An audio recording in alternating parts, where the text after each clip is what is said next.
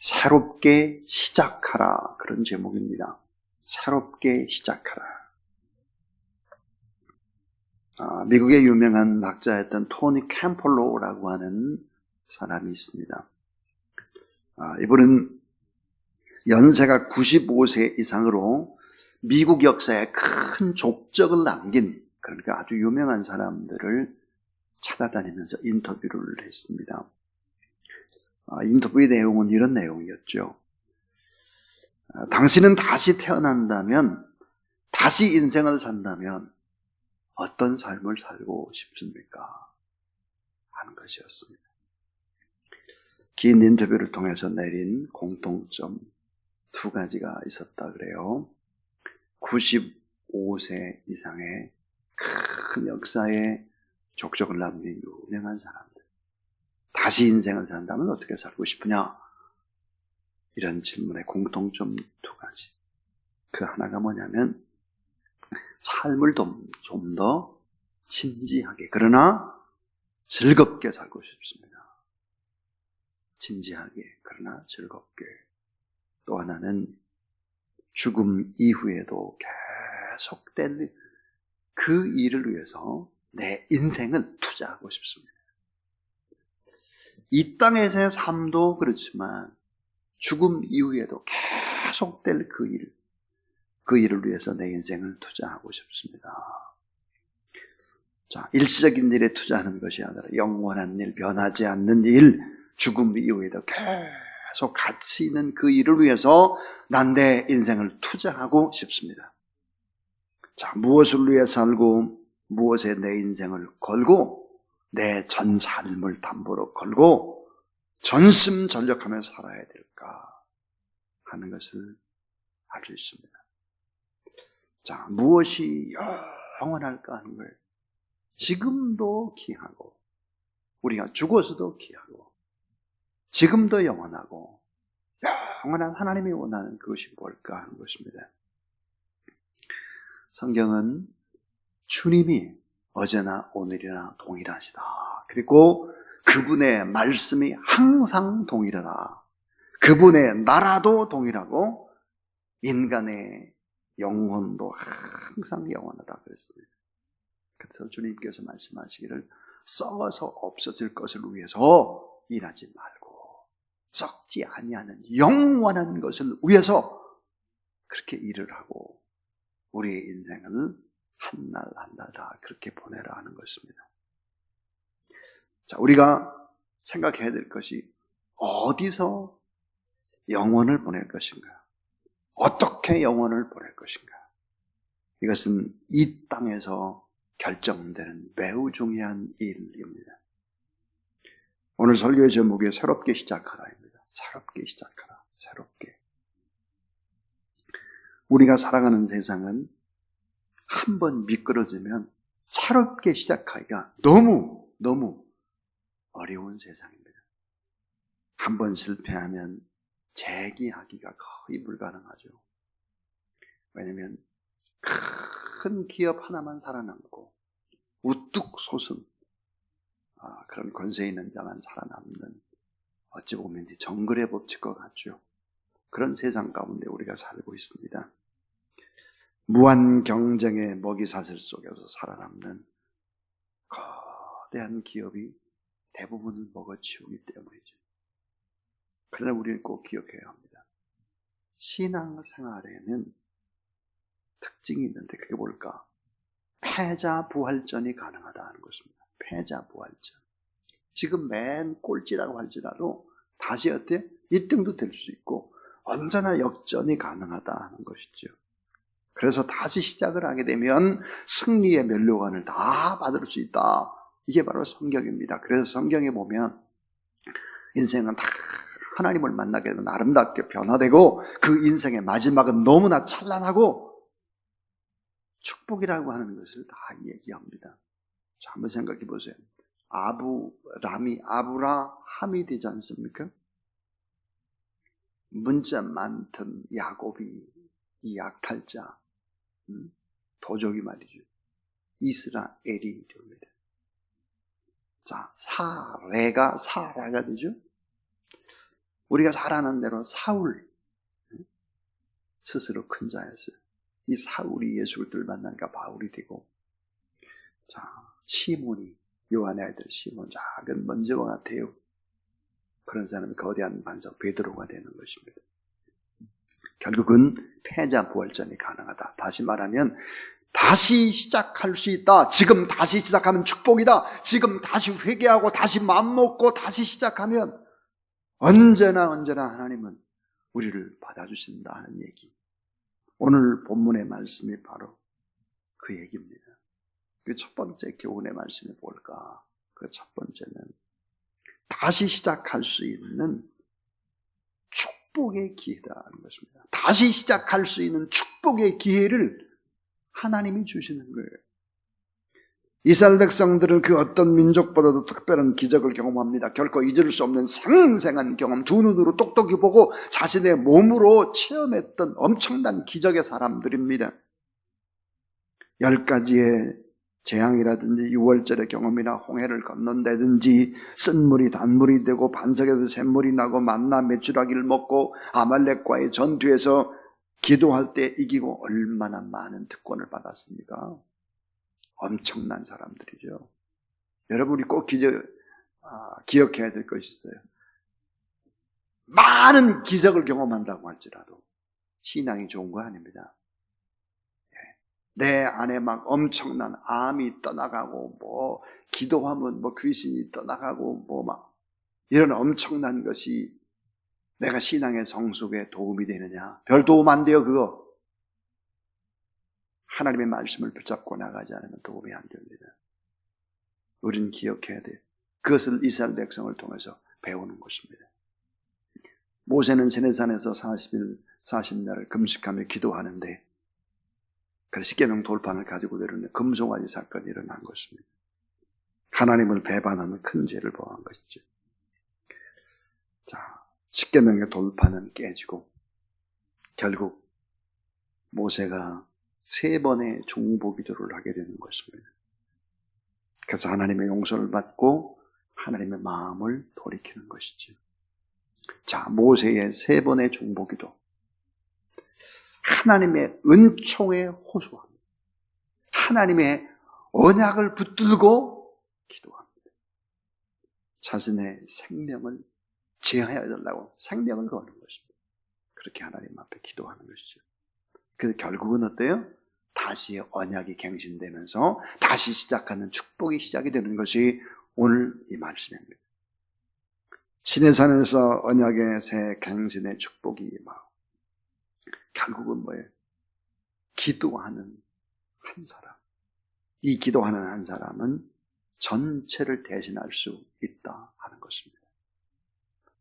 따라하세요. 믿음의 소수는 다수가 될 수 있다. 그래요. 오늘 새벽 기도에 나온 여러분도 유튜브에서 또 예배드리고 있는 그런 사람들 다 대표주자들이죠. 가정을 대표하고 교회를 대표하고 직장을 대표하고 나라와 민족을 대표하는 모세와 같은 중보 기도자가 돼서 주변을 살려내는, 다시 시작할 수 있는 축복의 기회를 베푸는 그런 여러분 되길 주의 이름으로 축원합니다. 이 일이 다 하나님이 하는 일이지만 하나님이 사용하는 사람을 통해서 그런 역사를 이루는 거예요. 그래서 오늘 이 말씀은 언약이 다시 재갱신돼서 새롭게 시작하는 얘기입니다. 다시 시작할 수 있는 축복의 기회를 하나님이 주신다. 두 번째입니다. 이 두 번째는 다시 시작하는 3가지의 본질의 추구입니다. 자, 다시 시작하는데 뭘 다시 시작해야 되냐? 3가지의 본질. 이 3가지의 본질을 잊어버리면 안 된다는 거예요. 이 3가지의 본질을 추구하라는 것입니다. 이 3가지가 우리가 일평생 붙들어야 될 것인데 그 3가지는 무엇일까? 우리 1절 말씀을 한번 보시면 모세가 이스라엘 자손의 온 회중을 모으고 그들에게 이르되 여호와께서 너희에게 명령하사 행하게 하신 말씀이 이러하니라. 자, 여호와께서 너에게 명령했대. 4절도 한번 보시면 동일해요. 모세가 이스라엘 자손 온 회중에게 말하여 이르되 여호와께서 명령하신 일이 이러하니라 이르시기를 그랬습니다. 자, 여호와 하나님께서 명령한 세 가지의 본질이 뭘까? 언약을 갱신하면서 잊어서는 안 되는 세 가지. 이 본질을 추구해야 하는 것이죠. 그 하나가 뭘까? 따라하세요. 언약의 말씀을 절대화시키라. 예, 언약의 말씀을 절대화시키라는 거예요. 언약의 말씀을.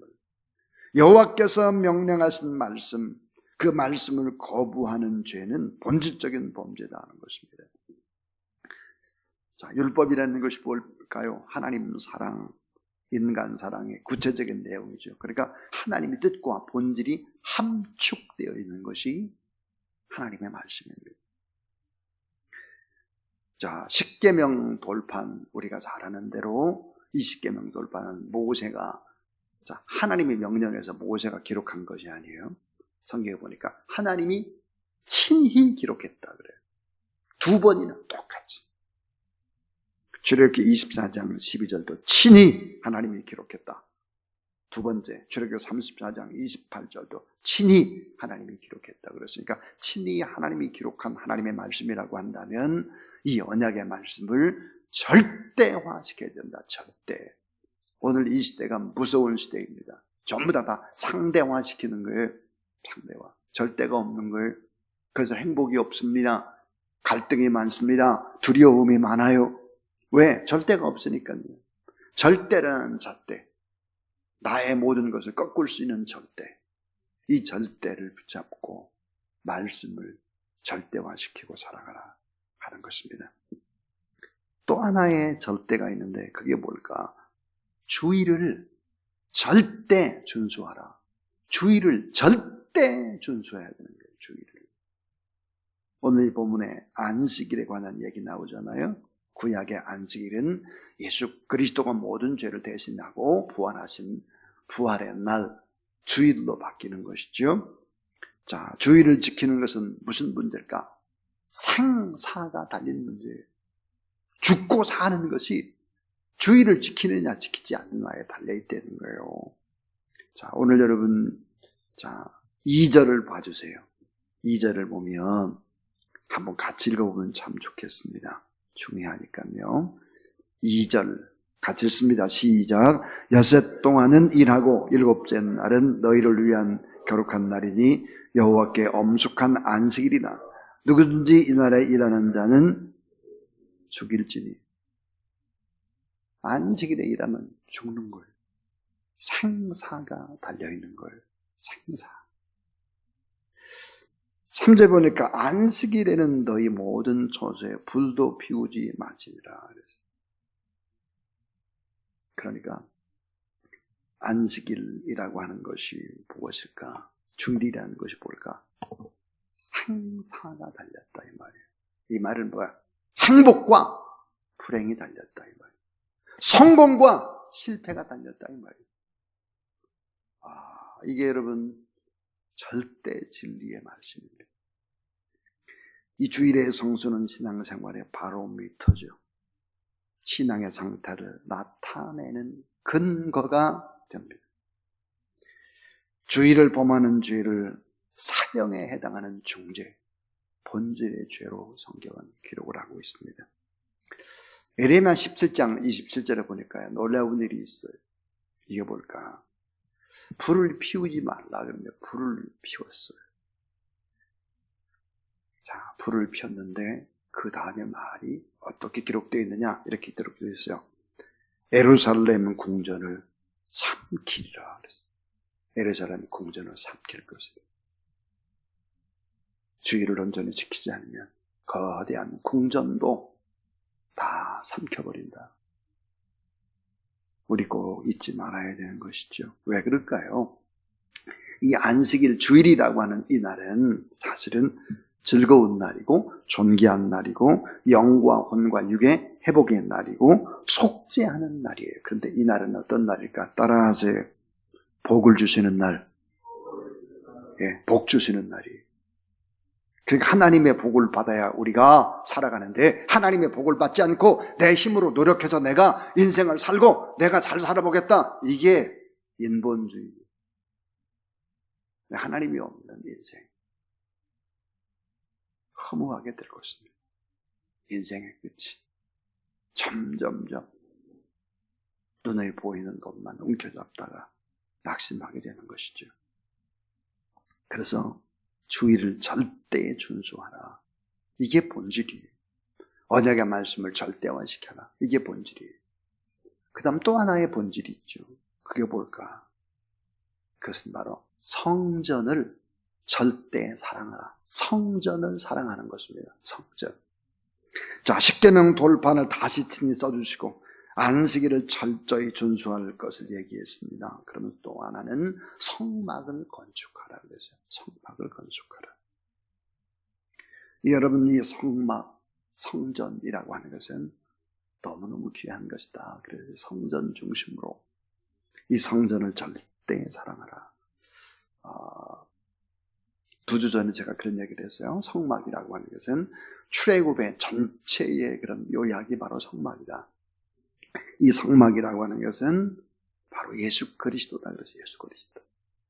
근데 신약에 와서 예수 그리스도가 내 안에 계시기 때문에 우리는 누구일까? 우리는 걸어다니는 성전이다. 그랬습니다.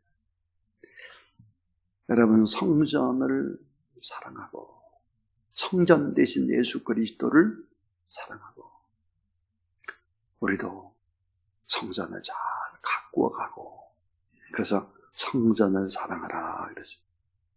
눈으로 보이는 이 교회라는 성전도 사랑하고 보이지 않는 우리의 성전 또 우리 안에 뿐만 아니라 성도들 안에 있는 예수 그리스도 성전을 사랑하라. 근데 이제 그래서 다시 성전을 이제 건축하는 성막을 건축하는 얘기들이 쭉 나오고 있습니다. 그래서 지금까지 2가지 얘기를 했습니다. 2가지. 하나는 다시 시작할 수 있는 축복의 기회를 하나님이 주신다. 패자부활전이 가능하다. 지금이라도 다시 시작하는 것이다. 다시 시작하는 3가지의 본질의 추구에 관한 얘기를 했습니다. 자, 마지막 3번째 이야기는 다시 시작하는 순종의 결단입니다. 다시 시작하는 순종의 결단. 자, 순종을 결단하라. 그래서 어떤 순종이냐? 성막을 건축하는데 자발적으로 순종하라. 이 성전을 위해서 우리가 하나님 앞에 자발적으로 순종하라 하는 것입니다. 마음을 다해서 순종하라 하는 거예요. 그 순종의 자세가 무엇일까? 오늘 요절이라고 했던 5절을 보시면 5절에 그렇게 되어 있습니다. 너희의 소유 중에서 너희는 여호와께 드릴 것을 택하되 따라서 마음에 원하는 자는 중요한 것이 뭘까?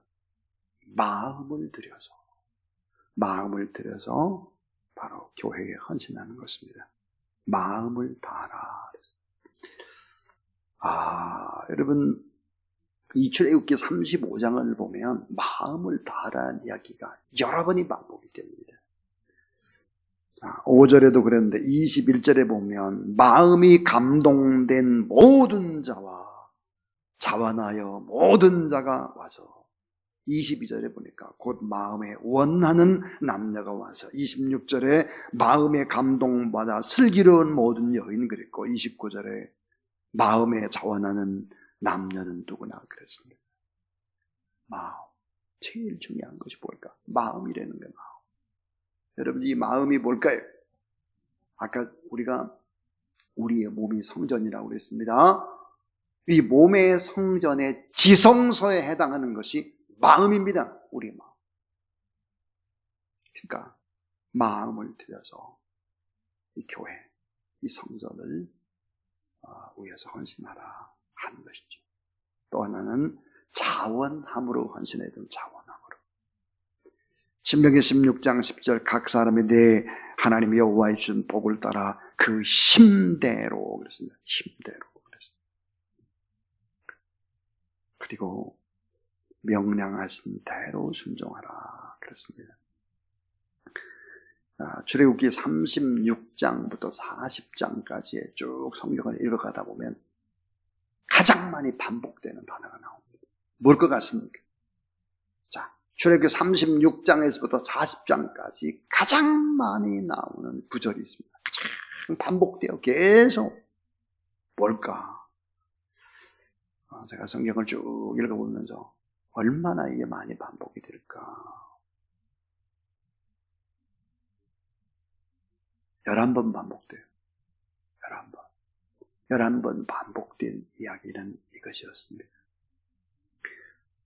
자, 모세가 그 마친 모든 것을 본즉 여호와께서 명령하신 대로 되었으므로 모세가 그들에게 축복하였더라 그랬습니다. 그러니까 여호와께서 모세에게 명령하신 그대로 됐다는 거예요. 자, 여호와 하나님이 모세에게 명령했는데 그걸 그대로 순종했다가 11번 반복됩니다.